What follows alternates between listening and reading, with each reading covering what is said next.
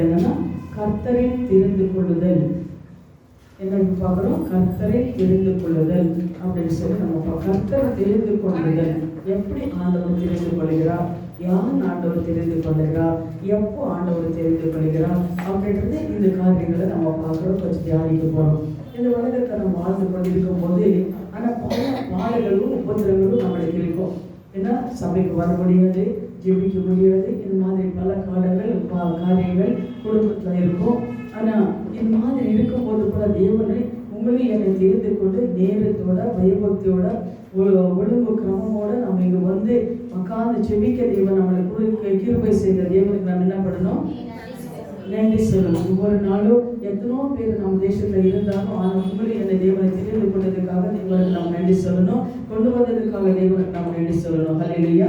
இப்போ வேதத்தில் ஒரு வசனத்தை நம்ம பார்க்கலாம். உபாகம் 7வது அதிகாரம் 6வது வசனம். யாராவது ஒருத்தர் வாசிங்க. உபாகம் 7வது அதிகாரம் 6வது வசனத்தை எழுதி யாராவது ஒருத்தர் வாசிங்க. ஒரு தேவனாகிய கர்த்தருக்கும் பரிசுத்த ஜனம் பூச்சக்கரத்தில் உள்ள எல்லா ஜனங்களுக்கும் உன தேவனாகிய கர்த்தர் உன்னை தமக்கு சொந்தமாய் இருக்கும்படி தெரிந்து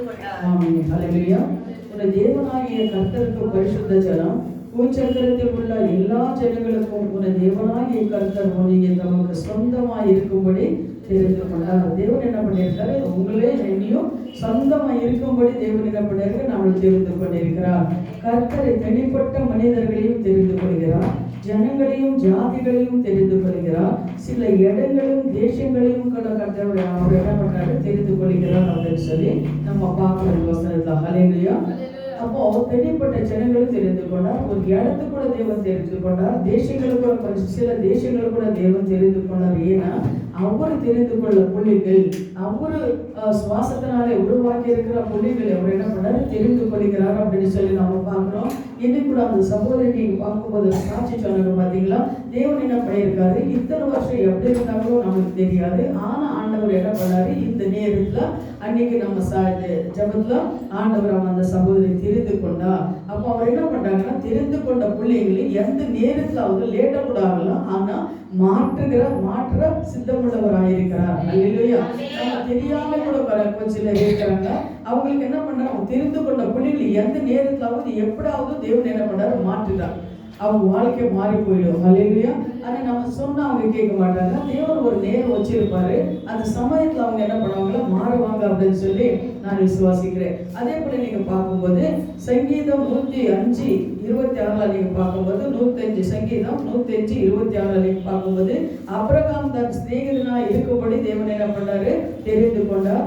ஆரோனை கூட தேவன் என்ன பண்ணாரு? தெரிந்து கொண்டார் அப்படின்னு சொல்லி நம்ம பார்க்கிறோம். அந்த வசனங்கள் எழுதிக்கோங்க, வீட்டில் போய் வாசிங்க. அதே போல மோசே சங்கீதம் 106:25 நீங்க பார்க்கும்போது கூட மோசே கூட தேவன் ஆண்டவர் என்ன பண்ணாரு? தெரிந்து கொண்டார் அப்படின்னு சொல்லி நம்ம பார்க்கிறோம். இன்னும் பரிசுத்தவான்கள் தாவீது தெரிந்து கொண்டார் என்று 1 சாமுவேல் 16:13 நம்ம பார்க்கிறோம்.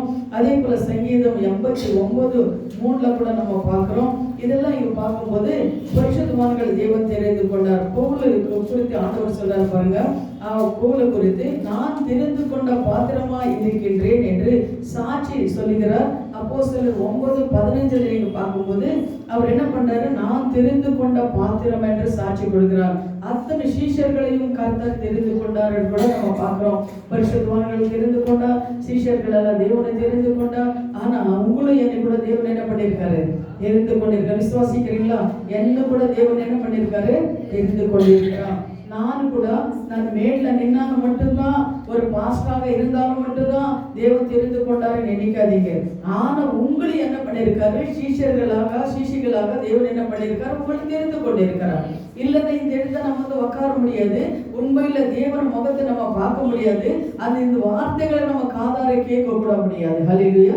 தெரிந்து கொண்டதுனாலதான் நம்ம இங்க நின்று இருக்கிறோம். அதே போல நீங்க பார்க்கும்போது எப்பொழுது கர்த்தரை நம்ம தெரிந்து கொண்டார் அப்படின்னு சொல்லி நம்ம எப்பொழுது ஆண்டவர் கர்த்தர் நம்மளை தெரிந்து கொண்டாருன்னா, சில உலக தோற்றத்துக்கு முன்னே சிலர் என்ன பண்ணாரு? இப்ப நம்ம பாட்டு பாடணும் இல்லையா? உலக தோற்றத்துக்கு முன்னே சிலர் தேவனை தெரிந்து கொள்கிறாரு. அதே போல தம்முடைய ஊழியத்திற்கென்று தேவன் என்ன பண்ணார்? கர்த்தர் தெரிந்து கொள்கிறார். அப்போஸ்தலனாகிய பவுல் ஆண்டவர் என்ன பண்ணாரு? தெரிந்து கொண்டார். அதே போல எபேசியர் 1:4 நீங்க வாசிச்சு பாருங்கன்னா, எபேசியர் 1:4 நீங்க பார்க்கும்போது, தமக்கு முன்பாக தம் அன்பிலே பரிசுத்தம் உள்ளவர்களுக்கும் குற்றம் இல்லாதவர்களுமாய் இருக்கும்படி அவர் உலக தோற்றத்திற்கு முன்னே கிறிஸ்துவுக்குள்ளே நம்மை தெரிந்து கொண்டார். அல்லேலூயா. பாருங்க, குற்றம் இல்லாதவர்களாய் இருக்கும்படி அப்படின்னு சொன்னா, யார் இந்த உலகத்துல குற்றம் இல்லாதவர்களாக இருப்பார்கள் அப்படின்னு சொல்லி பார்க்கும்போது, எல்லாரும் நம் குற்றம் இருக்கிறவங்கள தான், எல்லாரும் நாம் பாவிகள் தான். ஆனாலும் தேவனை நம்ம தெரிந்து கொள்ளும் போது நம்ம கொஞ்சமா மாறுறவங்களாக நம்ம இருக்கணும். தேவனுக்கு இடம் கொடுக்கிறவங்களாக நாம் இருக்கணும். அவர் கீழ்ப்படுகிறவங்களாக நாம் இருக்கணும். அவர் சத்தத்துக்கு கீழ்ப்படிந்து அதன்படி நடுக்கிறவங்களாக நாம் இருக்கும் போது கர்த்தர் என்ன பண்றாரு? நம்மளை தெரிந்து கொண்டார் அப்படின்னு சொல்லி நம்ம பார்க்கிறோம். ஹல்லேலூயா. சிலரை கர்த்தர் தாயின் வயிற்றிலேயே தெரிந்து கொள்கிறார். சில இப்ப நம்ம பாடுறோம், தாயின் வயிற்றில என்ன பண்ணாரு? யாரும் தெரிந்து கொண்டிருக்கிறார். வேதவசனத்தை நம்ம பார்க்கும்போது எரேமியா 1வது அதிகாரம் 5வது வசனம் வாசிங்க. அதாவது எரேமியா 1:5 நீங்க வாசிக்கனா, எரேமியாவே தன் தாய் கர்ப்பத்தை அவர் என்ன பண்ணார்? ஆண்டவர் தெரிந்து கொண்டார். எரேமியா தெரிந்து கொண்ட காரணம் என்ன? இஸ்ராயேல் ஜனங்களுக்கு ஒரு தீர்க்கதரிசியாக இருக்கணும்ன்றதுக்காக எரேமியா என்ன பண்ண, நான் உன்னை தாயின் வயிற்றிலே உருவாகிறதுக்கு முன்னே உன்னை அறிந்தேன். நீ கர்ப்பத்தில் இருந்து வெளிப்பட்ட முன்னே நான் உன்னை பரிசுத்தம் பண்ணி உன் ஜாதிகளுக்கும் தீர்க்கதரிசியாக கட்டளை இட்டேன் என்று சொன்னார். ஹல்லேலூயா. அவர் என்ன பண்ண? தாய் கர்ப்பத்தில் இருக்கும் போது ஜனங்களுக்கெல்லாம் என்ன பண்ணாரு? உருவாக்கும் முன்னே உன் அறிந்தேன், உன் பரிசுத்தம் பண்ணி. பாருங்க, தேவனை தெரிந்து கொண்ட பிள்ளைகளை அவர் என்ன பண்றாருன்னா பரிசுத்தம் பண்ணிக்கிறார். எப்படின்னா இந்த மாதிரி ஃபர்ஸ்ட் இப்போ பாத்தீங்கன்னா எரேமியா நீங்க படிச்சு பாத்துட்டீங்கன்னா, எரேமியா எவ்வளவு கஷ்டப்பட்டு இருக்காரு தெரியுமா? கூகுள் எல்லாம் போட்டு இருக்கிறாங்க. அவர் என்ன ஆழமான தண்ணி இல்லாத ஒரு கிணத்தெல்லாம் அவர் போட்டு இருக்கிறாங்க, அடிச்சிருக்காங்க, சிறசெல்லாம் போட்டிருக்கிறாங்க. அந்த எரேமியாவை தெரிந்து கொண்ட தேவன் ஆனா எவ்வளவு பாடுகளை வந்தாலும் அவரோட இருந்தார் அப்படின்னு சொல்லி நம்ம பாக்குறோம். இப்ப பரிசுத்தவான்களை தேவனை தெரிந்து கொள்கிறாருன்னா நாம நினைக்கிறோம் அவங்க சூட்டு கோட்டை போட்டுட்டு வந்து மேல நிக்கிறாங்க, அவங்களுக்கு என்ன பண்ண வணக்க சொல்றோம், மரியாதை கொடுக்கிறோம். அதுக்காக என்ன பண்ண தேவன் தெரிந்து கொண்டு இருக்கிறார் அப்படின்னு நாம நினைக்கிறோம். ஆனா அவங்க சூட்டு கோட்டுக்கு பின்னாடி எவ்வளவு ஒரு கஷ்டம் இருக்கிறது நம்மளுக்கு தெரியாது. ஏன்னா ஊழியக்காரங்களுக்கு ரொம்ப கஷ்டம். ஏன்னா அந்த ஊழியக்காரங்களை நீ பார்க்கும்போது ஒவ்வொரு ஊழியக்காரங்களும் எவ்வளவு நேரம் தூங்குறாருன்னு நம்மளுக்கு தெரியாது. ஆனா தேவனை தெரிந்து கொண்ட ஊழியக்காரங்களுக்கு மட்டும்தான் அவங்களுக்கு கஷ்டம் தவிர, போலி ஊழியக்காரங்களோ கள்ள ஊழியக்காரங்களுக்கோ கள்ள தீர்க்கதரிசிகளுக்கோ பணத்துக்காக ஆடம்பரத்துக்காக பெருமைக்காக செய்யறவங்களுக்கு அவ்வளவு கஷ்டம் இருக்காது. அவங்க ஏன்னா அவங்க பணம் இருந்தால் போதும் எப்படி வேணாலும் வாழ்றாங்க.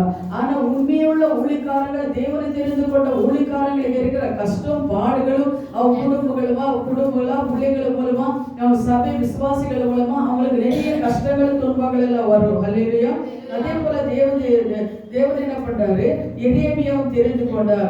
அதே போல அப்போஸ்தலனாகிய பவுல் கூட தெரிந்து கொண்டார். கலாத்தியர் 1:15 நீங்க படிச்சு பார்க்கும்போது கலாத்தியர் 1:15 அப்போஸ்தலன் தன்னை உலக தோற்றத்திற்கு முன்பாக தெரிந்து கொண்டார், தாயின் வயிற்றிலே கூட தெரிந்து கொண்டார் என்று சாட்சி சொல்லுகிறார். பாருங்க, கலாத்தியர் 1:15 நீங்க பார்க்கும்போது அவர் என்ன பண்றாரு? அப்போஸ்தலர்களை தெரிந்து கொண்டார். அவர் அப்போஸ்தலர்களை பார்க்கும்போது மீன் பிடித்தவர்களாக இருந்தார். ஆனா தேவன் என்ன பண்ணார்? அவனை தெரிந்து கொண்டார் அப்படின்னு சொல்லி நமக்கு கூட பார்க்கிறோம். ஹல்லேலூயா. அதே போல உங்களுக்கு கூட தேவன் என்ன பண்ணார்? தெரிந்து கொண்டிருக்கிறார். நேரம் வரும்போது உங்களுக்கு எதுக்காக தெரிந்து கொண்டிருக்கிறார், உங்களுக்கு வைத்து தேவன் என்ன காரியங்கள் செய்யணும் அப்படின்னு சொல்லி அந்த நேரத்தை தேவன் என்ன பண்ணார்? உங்களை உயர்த்துகிற தேவனாக இருக்கிறார். ஹல்லேலூயா. அதே போல நீங்க பாக்குற ஏசாயா கூட தேவனை தெரிந்து கொண்டா. ஏசாயா 48:10 நீங்க பார்க்கும்போது தேவன் என்ன பண்ணாரு? ஏசாயா கொண்ட சில பக்தர்களை உபத்திரங்களை குகையிலிருந்து அவரை தெரிந்து கொண்டார் அப்படின்னு சொல்லி நம்ம பார்க்கிறோம்.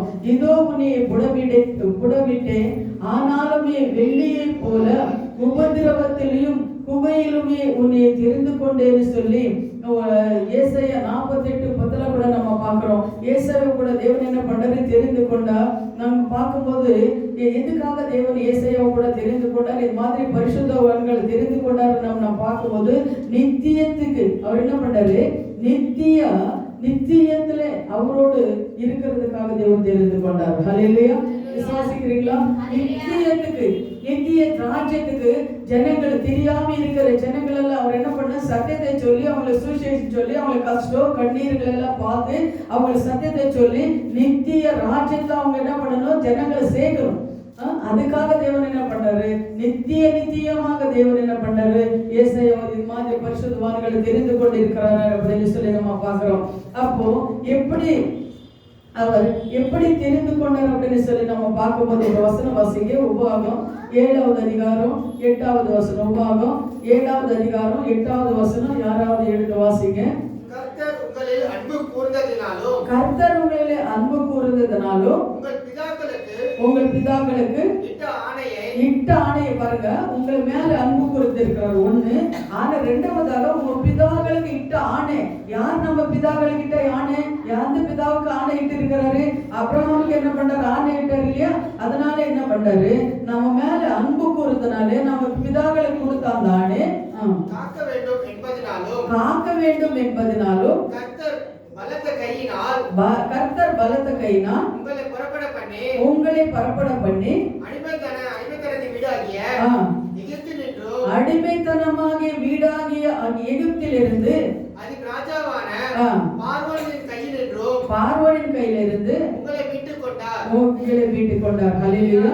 எகிப்து தேசாகிய வீடு அது என்னன்னா அடிமைத்தனமான வீடு.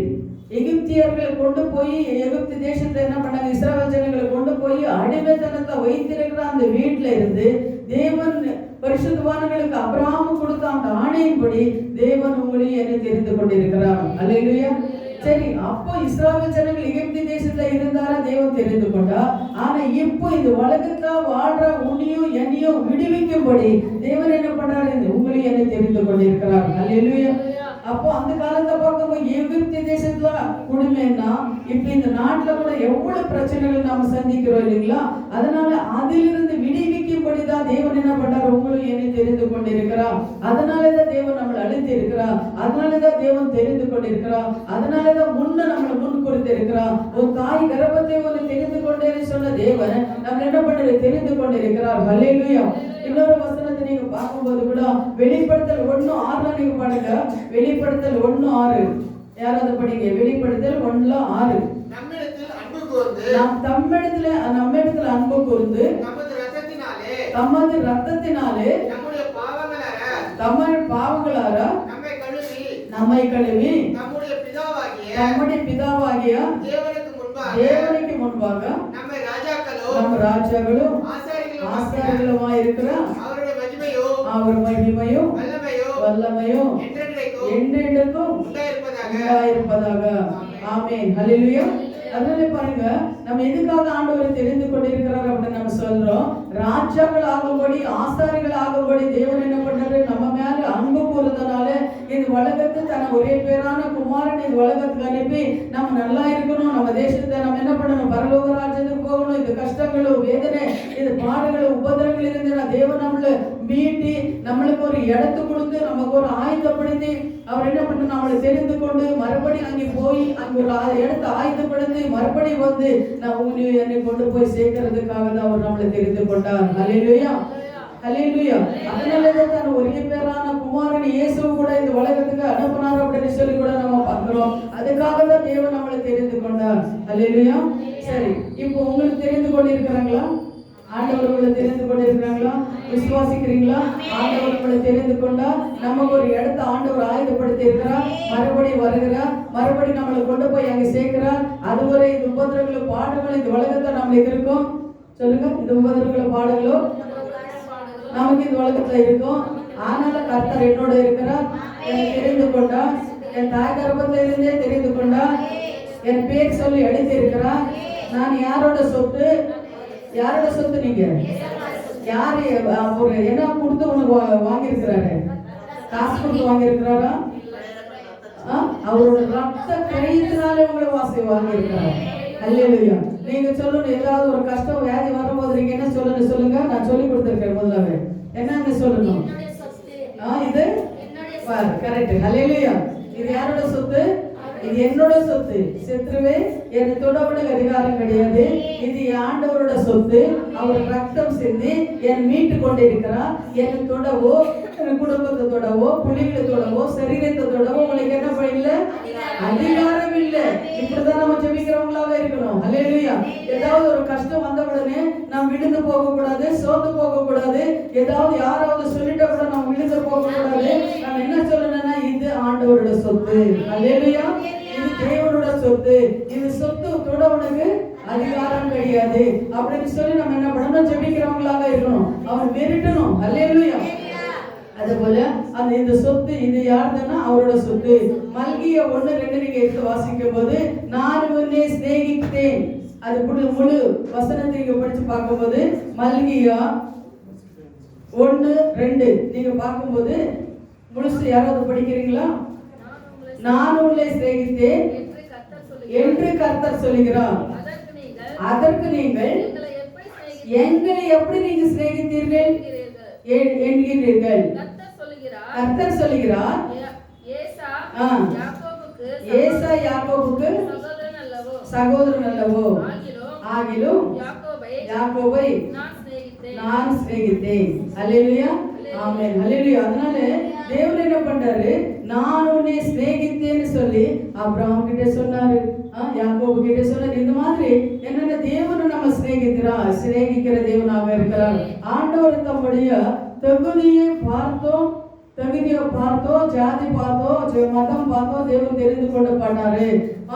கருப்பா இருக்கிற சிகப்பா இருக்கிற பார்த்து தேவன் தெரிந்து கொள்ள மாட்டாரு. ஆனா நம்ம ஹிருதயத்தை பார்த்து தேவனை தாய் கர்ப்பத்தை உருவாகிறதுக்கு முன்னாடி என்ன பண்றாரு, தேவனே உங்களே என்னையே தெரிந்து கொண்டு இருக்கிறார். சில திருமணங்களை நீங்க பார்க்கும்போது கூட அவர் என்ன பண்றாங்கன்னா, திருமணங்களை நீங்க பார்க்கும்போது அந்த ஆணு பெண் லவர்ஸ் என்ன பண்ணுவாங்கன்னா, ஸ்கூல்ல நான் இது பண்ணி எப்படிப்பா நீ இது போட தெரியும் அப்படின்னு சொல்லும்போது, நான் படிக்கும் போது எனக்கு தெரியும், கொஞ்சம் இல்லைன்னா நான் வேலை செய்யறதுல எனக்கு தெரியும், அதனால என்ன பண்ணினான்னு இந்த பொண்ணை தெரிந்து கொண்டேன் அப்படின்னு சொல்லுவாங்க. அதே போலதான் கர்த்தர் என்ன பண்ணிருக்க, நம்ம தாய் கர்ப்பத்தில் உங்களுக்கு என்ன பண்ணியிருக்காரு, தெரிந்து கொண்டிருக்கிறார். அல்லேலூயா. நம்ம தாய் கர்ப்பத்தில் இருந்து அவர் நம்மளை தெரிந்து கொண்டிருக்கிறார் அப்படின்ற ஒரு விசுவாசம் நம்மளுக்கு ஒரு கஷ்டம் வரும்போதோ, ஒரு வேதனை வரும்போதோ, வியாதி வரும்போதோ நீங்க பாத்தீங்கன்னா இப்படி நீங்க சொல்லணும், ஆண்டவர். இப்ப நீங்க ஒரு புத்தகத்தை நான் படிச்சு பார்க்கும்போது, ஆண்டவரை தெரிந்து கொண்ட பிள்ளைகளுக்கு நிறைய கஷ்டங்கள் வரும். ஒண்ணு. இன்னொன்னு, பல லட்சக்கணக்கான ஜனங்கள், எத்தனோ லட்சம் சொன்னாங்க, அந்த லட்சக்கணக்கான ஜனங்களை நடத்துற ஒரு ஊழிக்காரன் வெளிநாட்டுல அவருக்கு என்ன பண்ண, ஒரு தொல்லை ஏதோ ஒரு வியாதி வந்துச்சு, தொல்லை நோயோ இது சொல்றாங்களே, தோல் நோய். அந்த வியாதி வந்து அந்த ஊழிக்காரர் என்ன பண்ண, தனியா வச்சிருந்தாங்களாம். அப்போ அத்தனை கோடி ஜனங்களுக்கு ஊழிய செய்யற அந்த ஊழிக்காரருக்கு அந்த வியாதி வந்துச்சு அப்படின்னு சொல்லி தெரியாம இருக்கிற ஜனங்க என்ன பண்ணாங்கன்னு சொல்லுவாங்க.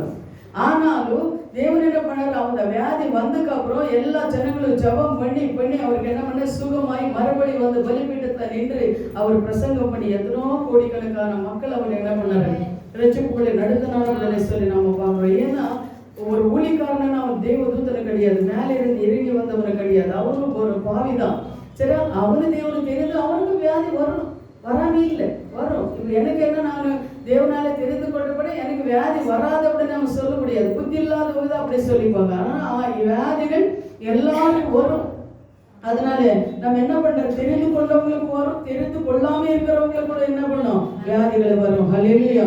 அதெல்லாம் சகஜம்தான். அதே போல ரோமர் 11வது அதிகாரம் 5-6 வாசிங்க. ரோமர் 11:5-6 தேவனிடத்தில் இருந்து வெளிப்படுத்த அப்படி போல இக்காலத்திலேயும் கிருபையினாலே உண்டாகும் தெரிந்து கொள்ளுதலின்படி ஒரு பங்கு மீதியா இருக்கிறது. அது கிரியையினாலே உண்டாயிருந்ததனால் ஆமா கிரியையினாலே உண்டாயிராது. அப்படி என்னவென்றால் கிருபையானது கிருபை அல்லவே. ஹல்லேலூயா. அது கிரியையினாலே உண்டாயிருந்தால் அது கிருபையா இராது. அப்படி என்னவென்றால் கிரியையானது கிரியை அல்லவே. ஆமா. ஏன்னா கிருபை என்று வார்த்தைக்கு என்ன அர்த்தம், கிருபை இல்லாம நம்ம என்ன பண்ணுவது, இந்த உலகத்தை வாழ முடியாது. தேவனுடைய கிருபை இருந்தால் மட்டும்தான் நம்ம இந்த உலகத்தை வாழ முடியும். அதனால கிருபை என்று வார்த்தைக்கு எத்தனை இன்பமானது அப்படின்னு சொல்லி அர்த்தமா. சரியா, இன்பம். தகுதி இல்லாதவர்களின் மேலே பாராட்டுகின்ற தெய்வே என்று கிருபை என்று அர்த்தமாகுமா. அதனால கிருபை இல்லாம ஒரு நாள் கூட நம்ம என்ன பண்ண முடியாது, இந்த உலகத்துல நம்ம வாழ முடியாது. கிருபை, தேவனுடைய கிருபை இருக்கிறதுனாலதான் இந்த வியாதிகள், கொள்ள நோய்கள், உபதிரங்கள், பாடுகள் வரும்போது கூட தேவன் நம்ம என்ன பண்றாருன்னா அந்த கிருபையினாலதான் என்ன நம்மளையும் நம்ம பிள்ளைகளையும் ஆசீர்வதித்து கொண்டிருக்கிறார். எத்தனோ பேர் இது கொரோனா வரும்போது எத்தனோ பேர் மரித்து போனாங்க. ஆனாலும் தேவனுடைய கிருபை இருக்கிறதுனாலதான் நம்மள என்ன பண்றாரு, என்ன வியாதி இருந்தாலும் தேவன் நம்மள கிருபையினால பாதுகாத்து கொண்டிருக்கிறார் அப்படின்னு சொல்லி நம்ம பார்க்கிறோம். 1 பேதுரு 1:2 நீங்க பார்க்கும்போது 1 பேதுரு 1:2 அன்பினாலும் கிருபையினாலும் மட்டுமல்ல பிதாவின் முன்னே அறிவிக்கும்படி கர்த்தர் நம்மை தெரிந்து கொண்டார். பிதாவாகிய தேவனுடைய படிப்பார். பிதாவாகிய தேவனுடைய முன்னறிவின்படியே ஆவியானவரே பரிசுத்தமாக்குதலும் கீழ்ப்படிதனாலும் இயேசு கிறிஸ்துவினுடைய ரத்தம் தெளிக்கப்பட்டதினாலும் தெரிந்து கொள்ளப்பட்ட பரதேசிகளுக்கு எழுதுகிறாவது. ஹல்லேலூயா, ஆமென், ஹல்லேலூயா. கீழ்ப்படிதலுக்கும் இயேசு கிறிஸ்துவினுடைய ரத்தம் தெளிக்கப்படுதலுக்கும் தெரிந்து கொள்ளப்பட்ட பரதேசிகளுக்கும் என்ன சொல்லிருக்கு, யார் சொல்லியிருக்காரு? பரதேசிகளுக்கு சொல்றாரு. கீழ்ப்படுகிற தேவனுக்கு கீழ்ப்படுகிறவர்களுக்காக அவர் என்ன பண்ண நம்மளை தெரிந்து கொண்டிருக்கிறார். அல்லேலூயா. அதே போல நீங்க பார்க்கும்போது முற்பிதாக்கள் நீங்க பார்க்கும்போது தேவன் தெரிந்து கொண்டார். அப்ரஹாம், ஈசாக், யாக்கோபு இது மாதிரி பரிசுத்தவான்களை தெரிந்து கொண்டார்.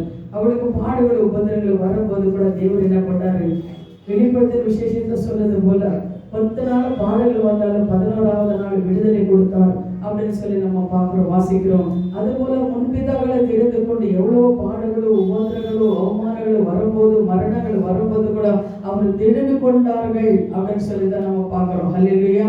நம்ம நிறைய பரிசுத்தவான்கள் நாம் பார்க்கிறோம். ஆபிரகாம் தேவன் சோதித்தாரு, யோபு தேவனை சோதித்தாரு, சரிங்களா, யோசேப்பு தேவனை சோதித்தாரு. இவங்க என்ன பண்ணாரு, தேவனை தெரிந்து கொண்ட பாத்திரங்களா இருந்ததுனாலதான் அவங்க என்ன பண்ணாரு, தேவன் சோதித்தார். இன்னைக்கு கூட நீங்க நினைக்கலாம், இது ஏன் எனக்கு இவ்வளவு சோதனை, ஏன் எனக்கு இவ்வளவு கஷ்டம் அப்படின்னு சொல்லி நீ நினைக்கலாம். ஆனா தேவன் உங்களை தெரிந்து கொண்டதுனாலதான் தேவன் உங்களை சோதித்துக் கொண்டிருக்கிறார். ஹல்லேலூயா.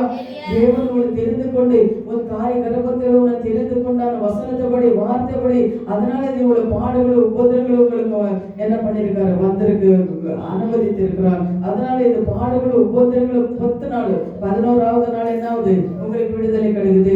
இந்த உலகத்தை நீங்க இப்படி பாடுகள் படும்போது ஆனா நம்மளுக்கு ஒரு ராஜ ஆண்டவர் ஏற்படுத்தி வைத்திருக்கிறார், ஒரு இடத்தை நம்மளுக்கு வைத்திருக்கிறார். நம்ம இந்த பாடுகளை கொஞ்ச காலம் தான். அதனால நம்ம என்ன பண்ணுங்க, சோர்ந்து போகக்கூடாது, பின்வாங்கி போகக்கூடாது, நம்ம ஜெபம் விடக்கூடாது, வேதம் விடக்கூடாது, சபைக்கு வருது விடக்கூடாது.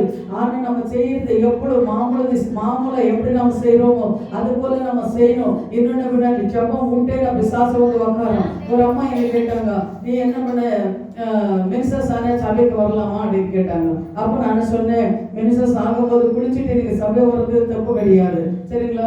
இன்னொன்னு, ஒரு நாள் சபைக்கு வரல, ஒரு நாள் வேதத்தை வாசிக்கல, ஒரு நாள் பைபிளை வாசிக்கலைன்னா பிசாசு வந்து உக்காரோம். 2வது வாரம் உன்னால வர முடியாது, 2வது நாள் உன்னால வர முடியாது. உனக்கு என்ன, ஏதோ ஒண்ணு விட்டு போற மாதிரி உனக்கு இருக்கும். நினைச்சு பார்த்திருக்கீங்களா? ஒரு நாள் நீ ஜெபம் பண்ணாம இருந்தா உன்னை விட்டு ஏதோ போற மாதிரி இருக்கும். மறுபடியும் நீ அங்கே ஜெபத்துல உட்கார முடியாது. இந்த மாதிரி போராட்டங்கள்லாம் நிறைய போராட்டங்கள் இருக்கும். ஒவ்வொரு நாளும் ஒவ்வொரு மாதிரி தேவன் நம்மளை நடத்துவார். அது போல நம்ம என்ன பண்ண, நம்மளை தெரிந்து கொண்ட தேவன் இது மாதிரி போராட்டங்களும் கஷ்டங்களும் கூட வரும். ஆனாலும் அது மதில என்ன ஆகுதுன்னா தேவன் நம்மளோட இருந்து கைப்பிடிச்சு நடத்துறவராயிருக்கிறார். ஹல்லேலூயா. அதே போல நீங்க பார்க்கும்போது நம்ம பிதாக்கள் எல்லாம் தெரிந்து கொண்ட தேவன் யாக்கோபு 2வது அதிகாரம் 5வது வசனம் வாசிங்க. யாக்கோபு 2:5 நீங்க வாசிங்க. ஸ்தோத்திரம்.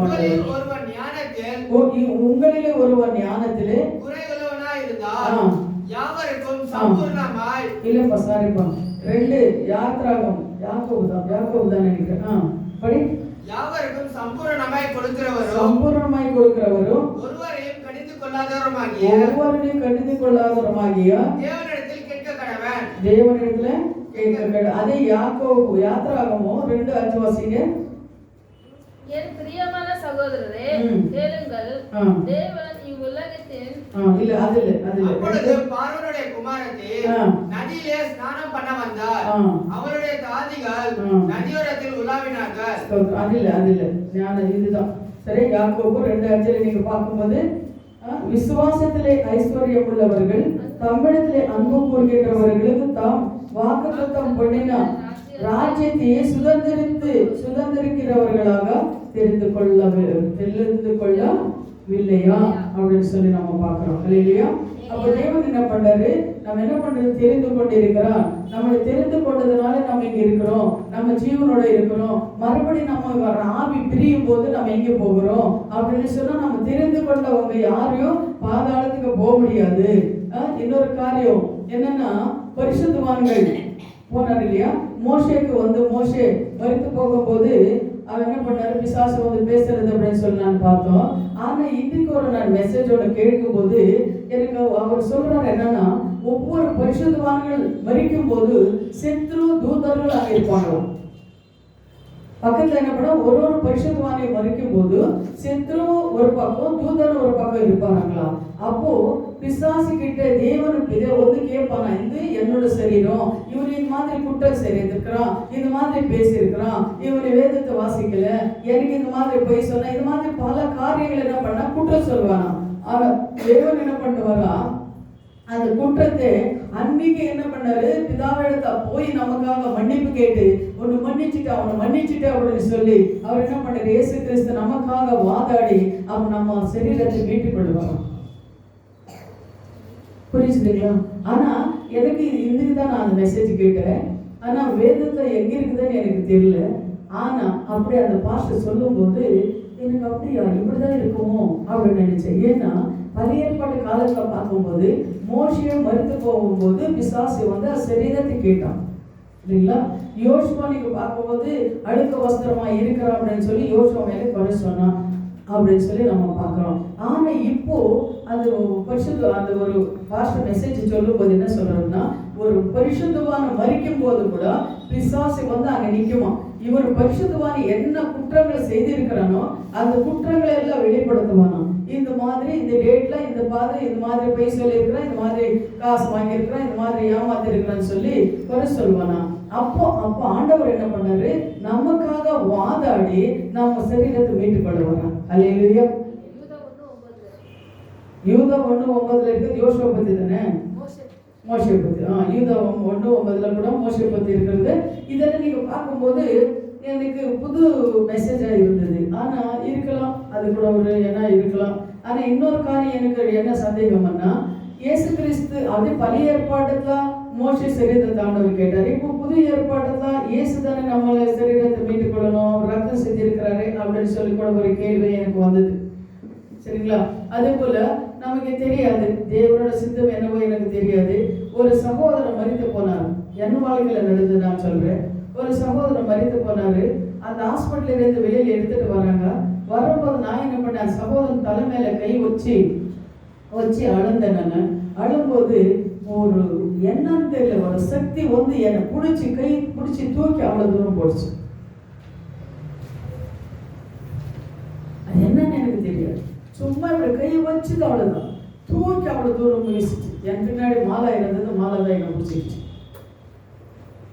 சரியா? அப்ப நான் நினைச்சேன், வேதத்தை சொல்லியிருக்கிற ஒவ்வொரு காரியங்களும் உண்மை.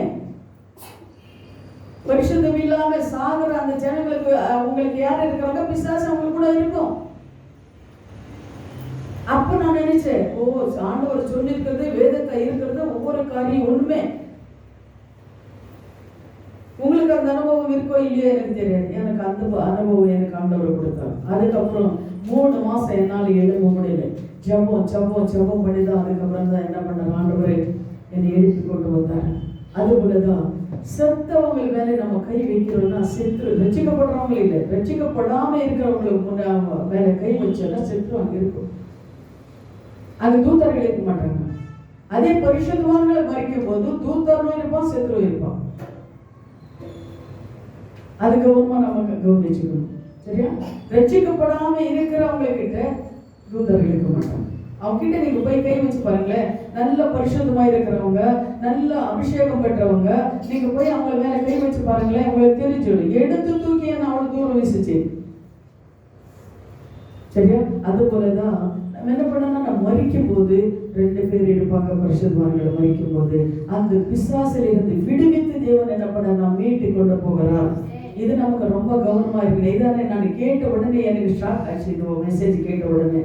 சரிங்களா? அதே போல நம்ம உயிர் எங்கே போகணும்னா தேவன்கிட்ட தான் நம்ம போகணும். இந்த உலகத்துல வாழ்நாள் முழுவதும் செத்து நம்மளை தொடாதபடி நம்ம மரிக்கும் போது தேவனோட பாதத்தை நம்ம போகணும் அப்படின்னு சொல்லி நம்மளுக்கு ஒவ்வொருத்தருக்கு விசுவாசம் இருக்கும் போது செத்து ஜெயிக்க இந்த உலகத்தை நம்மளால முடியும். அல்லேலூயா. அதே போல நீங்க பார்க்கும்போது இப்போ யார் தேவன் தெரிந்து கொண்டாருன்னா, பைத்தியமானவர்களை தேவன் தெரிந்து கொண்டார். பைத்தியக்காரங்க, படித்தவங்களோ பட்டவங்களோ பணம் இருக்கிறவங்களோ பணக்காரங்களோ இவங்களை தெரிந்து கொள்கிறாரு. ஆனா அது ஒரு வேற மெசேஜ். ஆனா இதுல நம்ம பார்க்கும்போது பைத்தியக்காரங்களை தேவன் தெரிந்து கொண்டார். 1 கொரிந்தியர் 1ஆம் அதிகாரம் 26, 27 வாசிங்க. 1 கொரிந்தியர் 1ஆம் அதிகாரம் 26, 27 வாசிங்க. எப்படியெனில் சகோதரரே, நீங்கள் அழைக்கப்பட்ட அழைப்பை பாருங்கள். மாம்சத்தின்படி ஞானிகள் அநேகர் இல்லை, வல்லவர்கள் அநேகர் இல்லை, பிரபுக்கள் அநேகர் இல்லை. ஞானிகளை வெட்கப்படும்படிக்கு தேவன் உலகத்தில் பைத்தியமானவர்களை தெரிந்து கொண்டார். அல்லேலூயா. ஞானிகளை வெட்கப்படுத்தும்படி தேவன் என்ன பண்றாரா? பைத்தியமானவர்களை தெரிந்து கொள்கிறார். அல்லேலூயா. அப்ப தேவன் தெரிந்து கொண்டவர்களா பைத்தியமானவர்களா? இல்லை. ஆனா ஒன்றும் அறியாதவங்க அப்படின்னு சொன்னா எப்படி நான் சொல்றதுன்னு தெரியல. ஒன்றும் அறியாதவங்கன்னா அடுத்தவங்களை மோசம் பண்றதோ, ஏமாத்துறதோ, அடுத்தவங்க சொத்து ஏமாத்துறதோ, இந்த மாதிரி இருக்கிறவங்க என்ன பண்றாரு? தேவன் தெரிந்து கொள்கிறார். அல்லேலூயா. மீன் பிடித்தா சீஷர்கள் ஆண்டவர் தெரிந்து கொண்டார். அவருக்கு என்ன வேலை? மீன் பிடிக்கணும், விற்கணும், சாப்பிடணும். அப்படிப்பட்டவங்களை தேவன் என்ன பண்ணாரு? தெரிந்து கொண்டார். மோசேயும் கர்த்தர் தெரிந்து கொண்டார். மோசே கர்த்தர் தெரிந்து கொள்ளும் போது அவரு நீங்க பார்க்கும்போது நான் நினைச்சு பார்ப்பேன், மோசே ஒரு ராஜா வீட்டுல தானே இருந்தாரு. அந்த ராஜா வீட்டுல ஏதாவது குறை இருக்குமா? ராஜகுமார்த்து தானே வளர்த்தாடு.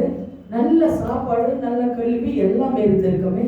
ஏன் மோசே அங்கிருந்து வந்துட்டாரு அப்படின்னு சொல்ல பார்க்கும்போது அந்த வாழ்க்கை ஒரு பிடிக்கல. நம்ம கஷ்டப்பட்டாலும் நம்ம என்ன பண்ணணும்? சந்தோஷமா இருக்கணும் அப்படின்னு தான் நினைச்சாரு. தவிர நான் கஷ்டப்படாம இந்த காரியங்களெல்லாம் நான் செஞ்சு நல்ல சாப்பாடு சாப்பிட்டுட்டு நாம் இருக்கணும்னு சொல்லி அவர் விரும்பல.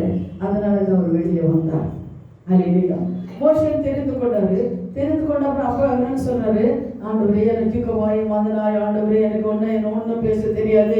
அது பார்வன் ராஜா பார்த்தாலே எனக்கு பயம். ஏன்னா நான் கொலை பண்ணிட்டேன். அவன் போன என்ன என்ன பண்ண வெட்டே போட்டுடுவாங்க. அதனால ஆண்டவரே, எனக்கு போகிறதுக்கு எனக்கு பயமா இருக்கு அப்படின்னு சொல்லியிருக்காங்க. அல்லேலூயா. ஆனா ஆண்டவர் சொல்றாரு, நீ என்ன பண்ண? நீயே போ, உனக்கு நான் தெரிந்து கொண்டு இருக்கிறேன் அப்படின்னு சொல்லி. அல்லேலூயா. ஆண்டவர் என்ன பண்றாரு? யாத்திராகமம் 4:10 நீங்க வாசிக்கும் போது கர்த்தர் மோசேயை தெரிந்து கொண்ட போது மோசே தன்னுடைய இளமையையும் ஆண்டவரிடத்திலேயே விவரித்து, என் வாக்கொல்லவன் அல்ல, நான் திருவாயினும் மந்தனாவுமா இருக்கிறேன் என்றார். அல்லேலூயா. அதுபோல ஆனாலும் கர்த்தர் மோசேயை கொண்டு முழு இஸ்ரவேல் ஜனங்களோட 40 ஆண்டுகள் வழி நடத்த வல்லவராயிருந்தார். அல்லேலூயா. ஆனா வாக்கு வல்லவனா இருக்கிறேன், அதிகவாய் மந்தவாயனா இருக்கிறேன்னு சொன்னாலும் மோசே அவர் உற மாதிரி கிடையாது. அவர் என்ன பண்ண, நீ எப்படி இருந்தாலும் பரவாயில்லை, உனக்கு என்ன பண்ண, ஆரோனை நான் கொடுக்குறேன், உன் வாய்க்கு வாயாக ஆரோனை கொடுக்குறேன், நீ போய் பார்வன்கிட்ட நீ பேசி இஸ்ரவேல் ஜனங்களை வெளியில கொண்டு வரணும். அதே போலதான் உங்களுக்கு கூட தேவன் தெரிந்து கொள்ளும் போது நீ சாக்கு போக சொல்லிட்டு இருக்காம நம்ம என்ன பண்ணணும்? தேவனே நான் வரேன் அப்படின்னு சொல்லி நம்ம எழுப்பி போயிடணும். அல்லேலூயா. எழுப்பி போகும்போது கர்த்தர் என்ன பண்றாரு? நம்மளோட இருக்கிறார். கர்த்தர் எரேமியா தீர்க்கதரிசியை அழைத்தார். நீ கர்த்தராகி ஆண்டவரே, இதோ நான் பேச அறியேன், சிறு பிள்ளையா இருக்கிறேன் என்று எரேமியா 1:6 சொல்றாரு. எரேமியா ஆண்டவர் தெரிந்து கொண்டாரு. ஆனா அவர் சொல்றாரு, ஆண்டவரே எனக்கு ஒன்றும் தெரியாது, நான் சின்ன பிள்ளை இருக்கிறேன், இந்த இஸ்ராயல் ஜனங்களால போய் விடுவிக்க என்னால முடியாது, எனக்கு பயமா இருக்கிறது, எனக்கு பலசாலிகள், என்னோட பலசாலிகள் இருக்கிறாங்க, என்னோட ஞானவான்கள் இருக்கிறாங்க, என்னோட பராக்கிரமசாலிகள் எல்லாம் இருக்கிறாங்க, அவங்ககிட்ட போய் நான் போராடி ஜெயிக்க முடியாது, ஆண்டவரே என்னாலே முடியாதுன்னு சொன்னார். அல்லேலூயா. ஆனால் அவர் விட்டாரா? விடவே இல்லை. அவர் என்ன பண்ணாரு? ஆண்டவர் என்று எண்ணி கர்த்தரை தன்னை வார்த்தையை எரேமியன் வாயில வைத்தார். அவர் சொன்னார், என் வார்த்தை உன் வாயில வைக்கிறேன், நீ போ. புரியுங்களா? எரேமியா, அவங்க ஆண்டவர் சொல்றாரு, எரேமியா எனக்கு ஒண்ணும் தெரியல, சின்ன பிள்ளை நீ சொல்லாதே, என் வார்த்தை உன் வாயில வைக்கிறேன், நீ போ. அது போலதான் எனக்கு தமிழ் தெரியாத ஆண்டவரே, கன்னடா தெரியாது, எனக்கு ஒண்ணுமே தெரியாது, நான் எதுக்காக என்ன தெரிந்து கொண்டேன்னு சொல்லும் போது தேவன் சொன்னார், உன்னோட நான் இருக்கிறேன், நீ போ. அல்லேலூயா, அல்லேலூயா. அது போல தேவன் என்ன பண்றாருன்னா, அப்படி மோசேயை தெரிந்து கொண்டார், எரேமியாவும் தெரிந்து கொண்டார். கர்த்தரை பேதுருவை கூட அழைத்தார். பாருங்க, மீன் பிடித்து கொண்டிருந்தா பேதுரு கூட ஆண்டவரே நானே, அவர் சொல்றாரு, பேதுரு சொல்ற, நான் பாவியான மனுஷன், என்னை விட்டு போய்விடும் என்று. ஆனாலும் கர்த்தரோ பேதுருவை தமது சீஷனாகி ஆவிக்குரிய வரங்களையே தந்து மாபெரும் அப்போஸ்தலராக தெரிந்து கொண்டார். அல்லேலூயா. அதே போல மெதடிஸ்ட் ஆலயத்துல, மெதடிஸ்ட் பிந்துகோஸ் அந்த ஆலயத்துல என்ன பண்ணாங்கன்னா, ஒரு ஜான் விஸ்லி அப்படின்னு சொல்லி இருந்தாராம். அந்த ஜான் விஸ்லி அவங்க என்ன பண்ண, நல்ல ஒரு பிரசங்கியா, அவர் நல்ல ஒளி செய்து கொண்டு இருந்த தேவன் கர்த்தர் அவரை அக்கினி ஜுவாலியாக பயன்படுத்தினாராம். அக்கினி ஜுவாலியாக பயன்படுத்தி வல்லமையை பயன்படுத்தினார். உலகத்தை அசைந்து டிஎல் மூடி கூட அவர் என்ன பண்ணாரு? பயன்படுத்தினார். இது மாதிரி பரிசுத்தவான்களை, பெரிய பெரிய பரிசுத்தவான்கள் எல்லாம் தேவனை தெரிந்து கொண்டு அநேக அற்புதங்களும் அதிசயங்களும் நம்ம தேசத்துல என்ன பண்ணாரு? செய்தார் அப்படின்னு சொல்லி நாம பாக்குறோம். ஹல்லேலூயா. அது இன்று பெரிய தேசத்தை அசைத்து விட்டாரா. டிஎல் மூடி என்ன பண்ணாரா? அவர் ஜெபிக்கும் போது நிறைய பேர் என்ன பண்ணுவாங்கன்னா, அவங்களுக்கு கேவலமா பேசுவாங்களா, பரியாசமா பேசுவாங்களா. ஆனாலும் அவர் என்ன பண்றாரு? இந்த உலகத்தை கெடுக்கிற ஒரு ஊழியக்காரனாக அவர் மாறி இருக்கிறார். இப்ப கூட அவர் மரித்தாலும் அவங்க பேர் என்ன பண்ணிருக்காரு? இப்ப எல்லா சபைகளை எடுத்து சொல்றவங்களாக இருக்கிறாங்க. அவர் புக்கெல்லாம், அவர் ஸ்டோரி எல்லாம் வாங்கி படிக்கிற பிள்ளைங்களாக கூட இருக்கிறாங்க நிறைய பேர். ஹல்லேலூயா. அதே போல நம்ம பலவீனமோ, எனக்கு தெரியாது, படிப்பில்லை, பட்டம் இல்லை அப்படின்னு சொல்லி நாம் நினைத்து கொண்டு இருக்கலாம். ஆனா தேவனை தெரிந்து கொண்டா கண்டிப்பா பெரிய காரியங்களை அவர் செய்கிறவராக இருக்கிறார். ஹல்லேலூயா. ஒரு ஆடு மேய்க்கிற ஒரு மனிதன் தேவனை தெரிந்து கொண்டார், ராஜாவாக மாற்றினார். இல்லைங்களா? ஆடு மேய்க்கிற மனிதன் தெரிந்து கொண்டு தாவீது ஒரு ராஜாவாக மாற்றினார். சரி, வேதத்துல தான் அப்படி இருக்குது அப்படின்னு சொல்லி நம்ம பார்க்கும்போது இல்லை, இந்த உலகத்துல கூட ஒரு மனுஷன் என்ன பண்ணாருன்னா, ஆடு மேய்ச்சி கொண்டு இருக்கும் போது ஒரு குரல் வந்துதான், நீ என்னோட ஊழியம் செய்யணும் அப்படின்னு சொல்லி. அவரு கிறிஸ்தவங்களுக்கு கிடையாது. அவர் என்ன பண்ணாரு? பாட்டு பாடிக்கொண்டு அந்த ஆடு மேய்ச்சி கொண்டு இருந்தார். கிறிஸ்தவ பாட்டு பாடிட்டு எங்க கேட்டிருக்காரு போல இருக்கு. பாட்டு பாடிட்டு அவர் ஆடு மேய்ச்சி கொண்டு இருக்கும் போது ஒரு குரல் கேட்டுச்சா, நீ எனக்காக நீ ஊழியம் செய்யணும் அப்படின்னு. ஊழியன்னா இவங்களுக்கு எப்படியே தெரியாது, ஜெபம் என்ற இப்படி எப்படியே உங்களுக்கு தெரியாது. ஆனா இவர் சொன்னாரா, எந்த சத்தம் ஆண்டவரே இது எனக்கு தெரியாது அப்படின்னு சொல்லும் போது, நான் தான் இயேசு, எனக்கு நீ ஊழியம் செய்யணும் அப்படின்னு சொன்னாராம். அப்ப இயேசுன்னு சொல்லும் போது உங்களுக்கு புரிஞ்சிச்சு, ஓ கிறிஸ்தவங்களை தான் இயேசுவை கூப்பிடுவாங்க. அதனால ஒரு சபைக்கு போய் நம்ம என்ன பண்ணலாம், கேட்கலாம் அப்படின்னு சொல்லி ஒரு சபைக்கு இவர் போய் கேட்கும் போது, இந்த மாதிரி எனக்கு ஒரு குரல் வருது, என்ன செய்யறது எனக்கு தெரியல, எனக்கு ஒரு மாதிரி பைத்தியம் பிடிச்ச மாதிரி இருக்கிறது, ஊழியம் செய்யணும் என்ன அப்படின்னு சொல்லி கேட்கும் போது அவர் சொன்னாரு, ஊழியம்னா அடுத்தவங்களுக்கு போய் நீ சத்தியத்தை சொல்லணும், எனக்கே தெரியாது, எனக்கு சத்தியமே தெரியாது, பைபிளே தெரியாது, படிப்பே இல்லையே, நான் எப்படி இப்படி சத்தியம் சொல்ல முடியும் அப்படின்னு சொல்லி சொன்னாராம். அது ஊழியக்காரன் சொல்லி கொடுத்தாரா, நீ என்ன பண்ண, காலையில எடுத்து ஒரு சேர் அங்கே போட்டுட்டு என்ன பண்ண, நீ ஒரு சேர்ல உட்காந்து ஆண்டவரை கூப்பிடு, அவர் வருவார் அப்படின்னு சொன்னாராம். அதுக்கப்புறம் இவர் அதே போல அது ஊழியக்காரன் சொன்னது போல செய்தாராம். செய்யும்போது ஒரு சேர் அங்கே எடுத்துட்டு வந்து போடுவாரா. 3 மணிக்கு அவர் வந்து உட்காருவாரா, எழுதி உட்காருவாரா. 3 மணிக்கு ஒரு குரல் வந்து அந்த வேதத்தை வாசிக்கிறது தேவனை கற்றுக் கொடுத்தாரா, எப்படி ஜெபிக்கணும்னு தேவனை கற்றுக் கொடுத்தாரா. இப்போ அவர் பைபிள் ஸ்டடி வச்சு, பைபிள் இதே வச்சிருக்கிறாரா, மிஷனரி வச்சு பைபிள் ஸ்டடி வச்சு இப்ப நடத்தி கொண்டு இருக்கிறாங்க. இப்போ ஜீவத்தோட இருக்கிறாங்க அப்படின்னு சொல்லி நான் கேள்விப்பட்டேன். அது போல தேவனால ஆகாத காரியம் எதுவுமே கிடையாது. உங்களுக்கு நம்ம தேவன் உங்களை நடத்திருக்கிறாருன்னா எப்படியாவது தேவன் என்ன பண்ற நம்மளை முன்னேற்ற செய்கிறார். ஹல்லேலூயா. எனக்கு தமிழ தெரியாது, கன்னடா தெரியாது, நான் என்ன செய்யறது ஆண்டவர் அப்படின்னு சொல்ல ஆண்டவர் பதத்தை நான் கேட்கும்போது ஒரு சத்தம் எனக்கு வந்தது. நீ என்ன பண்ண போய் பைபிள் ஸ்டடி, பைபிள் தமிழ் வாங்கி நீ என்ன பண்ண படி அப்படின்னு சொல்லி ஆண்டவர் சொன்னார். அப்போ அப்படி சொல்லும் போது நான் சொன்னேன், ஆண்டவர் எப்படி நான் படிக்க முடியும் தெரியாது அப்படின்னு சொல்லும் போது 15 நாள் தமிழ் கற்றுக்கொள்ள தேவன் எனக்கு உதவி செய்தார். ஹல்லேலூயா. அதே போல அவரால் ஆகாத காரியம் எதுவுமே கிடையாது. அவரால் எல்லாம் ஆகும். எல்லா கரங்களை தட்டி தேவனுடைய ஸ்தோத்திரம் சொல்லுங்க. ஆகாதது எதுவும் இல்லை, உம்மால் ஆகாதது எதுவும் இல்லை. ஆகாதது எதுவும் இல்லை, உம்மால் ஆகாதது எதுவும் இல்லை.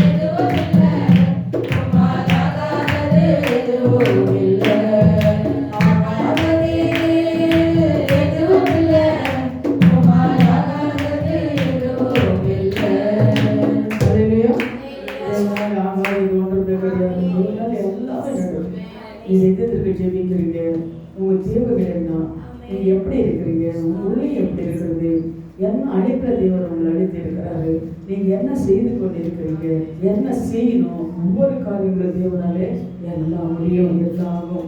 இப்போ இன்னொரு வசனத்தை நம்ம எடுத்து வாசிக்கலாம். பிரசங்கி 12வது அதிகாரம் 12 வசனம். பிரசங்கி 12 எடுத்து வாசிங்க. என் மகனே, இவைகளாலே புத்தி அடைவாயாக. அநேக புஸ்தகங்களை உண்டு பண்ணுகிறது முடியவில்லை. அதிக படிப்பு உடலுக்கு இழப்பு. ஹல்லேலூயா. பாருங்க, அதிக படிப்பு உடலுக்கு இழப்பு அப்படின்னு சொல்லியிருக்கிறது. இயேசு லேகிய பிசாசனை பிடித்தான். ஒரு மனுஷனையே சந்திக்க படகுகளிலே ஏறி புறப்பட்டு போனார். ஒலியிலே கடலையே கொந்தளித்தது, கோழியை வீசியது, புயல் வீசியது. இயேசு கடலையும் காற்றையும் அதிட்டினார்.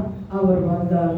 அவருக்குமே இருந்த அசுத்தாவிகளையும் துரித்த போது அவனுக்குமே புத்தி தெளித்து வஸ்திரங்களையே தெரித்து இயேசுடைய பாதத்துல அன்பா இருந்தார் அப்படின்னு சொல்லி மார்க்கு 5வது அதிகாரம் 15வது வசனத்தை நம்ம பார்க்கிறோம். மார்க்கு 5:15 நம்ம பார்க்கிறோம். இதுல யோபு நம்ம பார்க்கிறோம். பிரசங்களை 12 அது என்ன சொல்றது, அதிகமான படிப்பு உடலுக்கு இழப்போல் இருக்கிறது. ஆனா இங்க பார்க்கும்போது படிக்காம இருக்கிற ஒரு மனிதன், இயேசு கிறிஸ்து லேகியன், நிறைய பிசாசில கொடுத்திருக்கிற ஒரு மனுஷன். அவர் என்ன பண்ற, கல்லறையில தன்னை உடமையே கீறிக்கொண்டு இருக்கிற மனுஷன். ஆனா ஆண்டவர்கிட்ட வரும்போது அவர் என்ன பண்றாரு, அவரை சுகமாக்கினார் அப்படின்னு சொல்லி நம்ம பார்க்கிறோம். அல்லேலூயா. அவனுக்கு படிப்பில்லை, பட்டம் இல்லை. ஆனாலும் என்ன பண்ணாரு, அவன் பிசாசத்தினால கஷ்டப்பட்டு கொண்டு இருக்கும் போது அவர் தேவன் விடுவித்தார் அப்படின்னு சொல்லி நம்ம பார்க்கிறோம். அல்லேலூயா. அதே போல இன்னொரு வசனத்தை மார்க்கு 5:19-20 வாசிங்க. மார்க்ல 5:19-20 வாசிங்க. இயேசு அவனுக்கு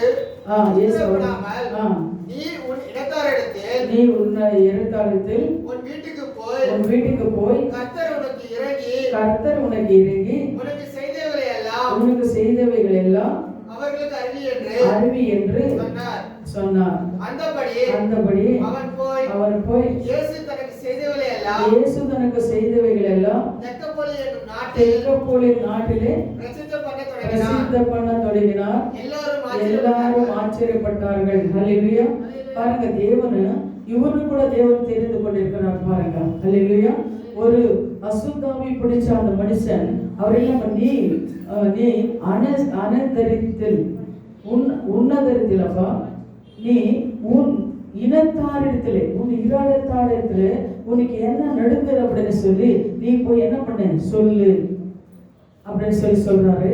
அவர் போய் என்ன பண்றாரு, அவர் இனத்தாரிடத்துல சொல்றாரு.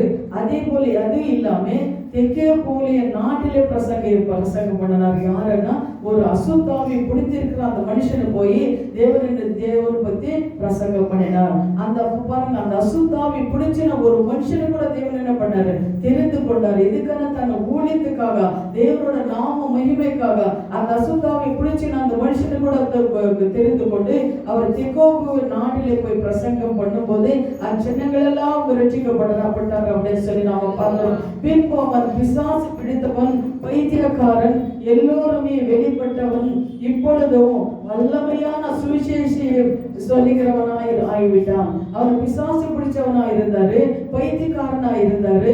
அவர் என்ன பண்றாரு, கல்லினல ஈடு கொண்டு இருந்தவன், ஆனாலும் இப்போ ஒரு பிரசங்கியாரா மாறிவிட்டான். ஹல்லேலூயா. ஆண்டவரை பத்தி எல்லாருக்கும் சொல்றவனாக ஒரு மாறிவிட்டான் அப்படின்னு சொல்லி நாம பார்க்கிறோம். அப்படிப்பட்ட ஒரு பிசாசு பிடிச்சவனும் பைத்தியக்காரங்களே தேவனை தெரிந்து கொண்டு உபயோகப்படுத்துறாருன்னா, அப்ப உங்களுக்கு என்ன தேவன் என்ன பண்றாரு, தெரிந்து கொண்டு உபயோகப்படுத்த வல்லவராய் இருக்கிறார் அப்படின்னு நாம் விசுவாசிக்கிறவங்களாக நம்ம இருக்கணும். ஹல்லேலூயா. நம்ம தேவன் அவராலே கூடாத தொற்றமே இல்லை. ஆனா ஏற்ற காலத்துல ஏற்ற நேரத்துல தேவன் என்ன பண்றாரு, உங்களுக்கு என்னென்ன ஊழியத்து கொடுத்திருக்கிறாங்க, எதற்காக உங்களை தெரிந்து கொண்டிருக்கிறாரோ அந்த காரியங்களை என்ன பண்ணணும், வல்லவராய் இருக்கிற நடத்துறது. ஹல்லேலூயா. இப்போ அந்த சகோதரி சொன்னா சாட்சி பார்க்கும்போது இப்ப எத்தனை வருஷம் அந்த மாதிரி ஆயிருக்கலாம், ஒரு 30-35 வருஷம் 40 வருஷம் ஆயிருக்கலாம். ஆனா அப்போ 40 வருஷமா திராத கண்ணுகள் இப்ப என்ன பண்றது, தேவன் ஒரே நாள்ல இருந்தார். ஹல்லேலூயா. அதான் சாட்சி பார்த்தீங்களா, 40 வருஷமா பட்டு வைத்துக் கொண்டு அந்த இயேசு பொம்மைக்கு பூஜை பண்ணி கொண்டிருந்த அந்த அம்மாவுக்கு இப்ப என்ன ஆகுதுன்னா மனக்கண்கள் திறக்கப்பட்டது. மனக்கண்கள் எப்படி திறக்கணும்னா, அவர் நம்மளுக்கு வரும்போது, அவர் நம்ம நேசிக்கும் போது, அவருக்கு நம்ம முக்கியத்துவம் கொடுக்கும் போது, அவர் நம்ம கனப்படுத்தும் போது, நம்ம அவனுக்கு நம்ம தேடும் போது நம்ம மனக்கண்கள் திறக்கும். அப்படி தொடுக்கும் போது என்ன ஆகுதுன்னா, தேவன் ஒவ்வொரு காரியங்களும் நம்மளுக்கு வெளிப்படுத்துறவராக இருக்கிறார். ஹல்லேலூயா. அதனாலதான் சொல்றோம், பேதுரு அப்போஸ்தலர் சொல்றாரு, என் மனக்கண்கள் தெரிந்த ஆண்டவரே. நம்ம ஜெபிக்கிறது எப்படி ஜெபிக்கணுமா, ஆண்டவரே நமக்கு இன்னொரு கண்கள் இருக்கிறது தெரியுமா, நம் மனக்கண்கள் தெரிந்த ஆண்டவர்னு சொல்லிதான் நம்ம ஜெபிக்கணுமா. அந்த மனக்கண்கள் திறக்கும் போதுதான் நம்ம என்ன செய்யறோம், எப்படி இருக்கிறோம், நம்ம வாழ்க்கை எப்படி இருக்குது அப்படின்னு சொல்லி தேவன் ஒவ்வொரு காரியங்களும் நம்மளுக்கு வெளிப்படுத்துவார். பேதுரு அப்போஸ்தலர் பவுல் எழுதியிருக்கிறார், ஆண்டவரே என் மனக்கண்கள் திறங்க ஆண்டவரே. அந்த மனக்கண் தொடங்காம இருக்கிற வரை நம்ம குருடர்கள் தான். இப்ப நம்ம ரட்சிக்கப்படுறோம், நம்ம சபைக்கு வரோம், வேதத்தை வாசிக்கிறோம், ஆனாலும் நம்ம என்ன பண்ண குருடர்களாக தான் நம்ம இருக்கிறோம். ஹல்லேலூயா. நீங்க நினைக்கல ஆண்டு எப்படி குருடர்கள் அப்படின்னு, உங்க மனக்கண்களை திறக்கும் போது ஆண்டவர் அந்த அம்மாவுக்கு எப்படி இப்ப வெளிப்படுத்தணும், அதை போல உங்களுக்கு வெளிப்படுத்துவார். எது நல்லது, எது கெட்டது, என்ன செய்யணும், எது செய்யக்கூடாது, எப்படி வாழணும், எப்படி துதிக்கணும் அப்படின்னு ஒவ்வொரு காரியங்களும் நம்மளுக்கு வெளிப்படுத்துவார். அந்த மனக்கண்களை மூடிக்கொண்டு இருக்கும் போது நம்மளால இங்க உட்கார முடியாது. சோறு வரும், பலவீனம் வரும், தூக்கம் வரும். என்னதுன்னா பிசாசு நீ எழும்பி போ, சப்போதனை கேட்டது போ, நீ போ எழும்பி போ அப்படின்னு சொல்லி என்ன பண்ண, பிசாசு கொண்டு போயிட்டே இருப்பான். மனக்கண்கள் தெரிந்தவங்க அவர் என்ன பண்ண, ஓ ஆண்டவர் இங்க இருக்கிறார் பேசுறார். ஆண்டவர் என்ன பண்ண, ஆண்டவர் நம்ம கிட்ட ஆண்டவர்கிட்ட கேட்கணும், ஆண்டவர் என்ன மனக்கண்களை கூட திறந்துங்க ஆண்டவர். தாவீது சொல்றாரு பாத்தீங்களா, 119 சங்கீதத்தை நீங்க படிச்சு பாருங்க. அதுல என்ன சொல்றாரு, ஆண்டவரே இந்த உலகத்தை நான் பாவம் செய்யாம இருக்கிறேன்னா என் மனக்கண்களை திறங்கன்னு சொல்லி கேட்கிறாரு ஒரு இடத்துல. இன்னொரு இடத்துல கேட்கிறார், ஆண்டவரே இந்த உலகத்தை நான் பாவம் செய்யாம இருக்கிறேன்னா தேவனே இந்த வேதத்தை என் இதயத்தை எழுதுங்க ஆண்டவரேன்னு சொல்லி கேட்கிறார். என்ன கேட்கிறாரு, வேதத்தை என் இதயத்தை எழுதுங்க ஆண்டவரே. இந்த உலகத்தை நான் பாவம் செய்யாம இருக்கணும்னா இந்த வேதத்தை என் இதயத்தை எழுதுங்க. இந்த உலகத்தை நான் பாவம் செய்யாம இருந்தேன்னா என் மனக்கண்களை இங்க தொடுங்க அப்படின்னு அதாவது கேட்கிறார். அதே போலதான் நாம கேட்கணும் ஆண்டவர்கிட்ட, ஆண்டவரே என் மனக்கண்களை என்ன பண்ணுங்க தொடுங்க ஆண்டவரே. அவர் மனக்கண்கள் தொடுக்கும் போது எது நல்லது எது கெட்டது நம்மளுக்கு தெரியும். ஆண்டவரே எங்க மனக்கண்கள் நீங்க தொடுங்க அப்படின்னு சொல்லி நம்ம ஜெபிக்கிறவங்களாக இருக்கணும். ஹல்லேலூயா.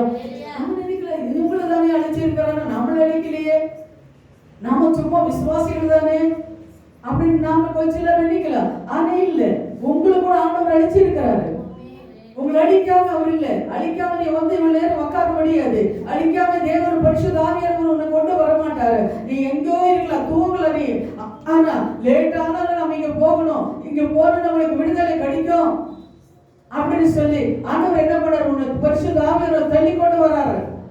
மகளே நீ தூங்காதே, நீ என்ன பண்ண போ, அங்க போய் நீ உட்காரு, 4 வார்த்தைகளை கேளு அப்படின்னு சொல்லி என்ன பண்றாரு, தூங்க ஆண்டவர் விட மாட்டாரு. உனக்கு தெரிந்து கொள்ளலன்னா தெரிந்து கொண்டதுனால இந்த தேவன் என்ன பண்ணாரு, கொண்டு வர்றாரு. இன்னைக்கு ஞாயிற்றுக்கிழமை இங்க சபைக்கு போகணும், அங்கே போய் நம்ம என்ன பண்ணணும், பாடணும், ஆராதிக்கணும், வசனங்கள் எல்லாம் நம்ம கேட்கணும் அப்படின்னு சொல்லி நீ நினைக்காம இருக்கலாம். ஆனா பிசாசு உனக்கு கட்டி வச்சிருந்தாலும் பரிசுத்த ஆவியானவர் விடுதலை கொடுத்து நீ போ, உங்களை தெரிந்து கொண்டிருக்கிறார் ஆண்டவர். அல்லேலூயா. அதனால இந்த தேவன் கொண்டு வருகிறார். இன்னொரு வசனத்தை நம்ம வாசிக்கலாம். மத்தாய 18:10 நீங்க வாசிங்க. மத்தாய 18:10 வாசிங்க. இந்த சிறியர்களே ஒருவரையும் அற்பமா எண்ணாதபடிக்கு எச்சரிக்கையாயிருங்கள். அவர்களுக்குரிய தேவதூதர்கள் பரலோகத்திலே என் பரமா பிதாவின் சமூகத்தை எப்பொழுது தரிசிக்கின்றார்கள். ஹல்லேலூயா, ஹல்லேலூயா. இந்த சிறியவரை ஒருவரையும் அற்பமா எண்ணாதிருங்கள், எச்சரிக்கையாயிருங்கள். யாரு சிறியவன், யாரு அப்படின்னா ஒரு யானையோ திக்கட்டியோ விதிவியோ இவங்களெல்லாம் என்ன பண்ணணும், நம்ம அவங்களை அற்பமா எண்ணவே கூடாது. அதுல என்ன பண்ற பாருங்க, அதுல சொல்றது பரமபிதாவின் சமூகத்திலே எப்பொழுதும் தரிசிக்கின்றார்கள். அவர் ஏழைப்பட்டவனா இருக்கலாம், வேதஸ்தனா இருக்கலாம், திக்கில்லாதவனா இருக்கலாம். ஆனா அவன் ஹிருதயத்தை தேவனை பார்த்து அவர் என்ன பண்ண, பரமபிதாவின் எடுத்து அவர் தரிசித்து கொண்டே இருக்கிறார். பரமபிதா அவர் கண்கள் என்ன பண்ணது, இந்த அந்த மனிதர்கள் மேலே இருக்கிறது. லாசர் மேலே தேவன் என்ன பண்றாரு, லாசர் மரிக்கும் போது சரி, உயிரோடு இருக்கும் போது சரி, கர்த்தருடைய கண்கள் லாசர் மேலே இருந்தது. அவர் பசியா இருந்தான், இலையில இருந்த பொறிக்கு தின்னிட்டு இருந்தான், புண்ணோட இருந்தான். ஆனாலும் கர்த்தருடைய கண்கள் அவன் மேல இருந்தது. அதெல்லாம் அனுபவிக்கிறதுக்கு, அதெல்லாம் தாங்குற ஒரு பலம் தேவன் கொடுத்தார். அந்த காலத்துல ஹாஸ்பிட்டல் இருக்கா இல்லையா நம்மளுக்கு தெரியாது, யாராவது கவனிச்சாங்களா இல்லையான்னு தெரியாது, அவர் திருமணம் ஆயிருந்ததா, பிள்ளைகள் இருக்கிறாங்களா இல்லையான்னு நம்மளுக்கு தெரியாது. ஆனாலும் கர்த்தருடைய கண்கள் அவர் லாசர் மேல இருந்தது. அதே போல கர்த்தர் கண்கள் யார் யார் கஷ்டத்தோட வேதனையோட இருக்கிறாங்களோ அவங்க மேல இருக்கும். அல்லேலூயா. கர்த்தருடைய கண்கள் நம்ம மேல இல்லைன்னா ஒரு நாள் கூட நம்ம இந்த உலகத்துல வாழ முடியாது. அல்லேலூயா. அதே போல கர்த்தரோட கண்கள் அவர் மேல இருக்கிறது பாருங்க. அது சொல்றது பரமபிதாவின் சமூகத்தை எப்பொழுதும் தரிசிப்பார்களாம். அவன் யானைப்பட்டவனா இருந்தாலோ, அவன் உடம்பெல்லாம் புண்ணுகள் இருந்தாலோ, அவன் என்ன பண்ற, தேவன் நினைத்து கொண்டே இருந்தான்.